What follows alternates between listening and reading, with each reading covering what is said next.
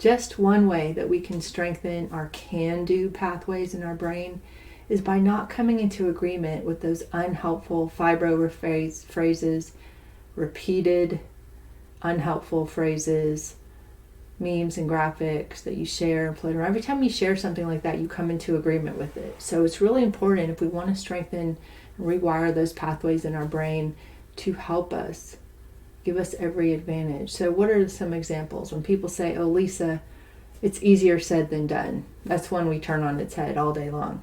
I say, no, we're done talking about it. It's exhausting to just talk about it. So we say it's easier done than said, because we're done talking about it. And doing and actually trying, if you want to use the word try, I don't necessarily like to use that, but if you're trying and doing, it's much better than just talking about it. So when people say it's easier said than done, that's an excuse, because I don't care how sloppy it looks. It's better to be doing it. How slow it is, how slow you're going. If you're going, direction is just, healing is all about the direction we're going.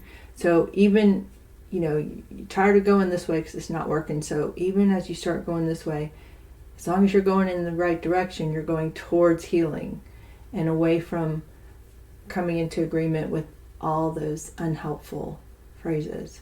Another one is when people say, well, at least it's unpredictable. I can't plan my life. Yeah, you can. How you be more unpredictable is by planning your life and doing stuff even when you don't feel like it. Hey, sometimes we have to say no. Sometimes you got a flu or worse or something, or you got a migraine that's so bad that you can't see straight.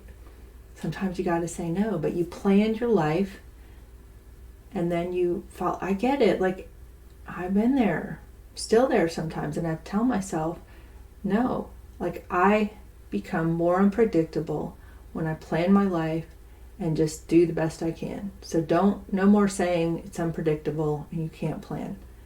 Work with so many people on this. So it's just so pervasive in the fibro community.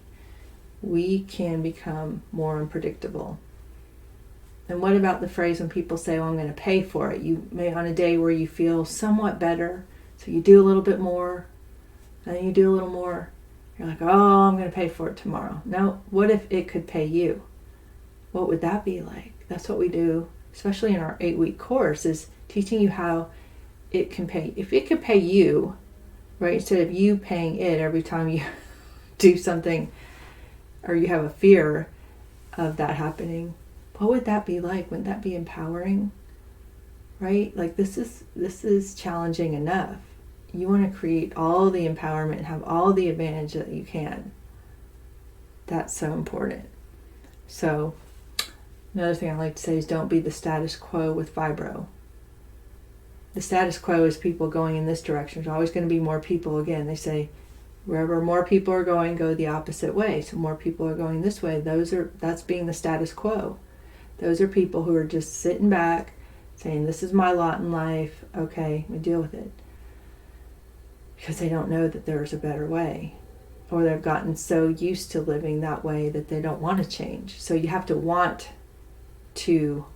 it. And it's not about putting pressure on you to perform or anything like that. It's just this amazing reward and gift that you get for reclaiming your life and your purpose. No matter what season of life we're in. No matter what season.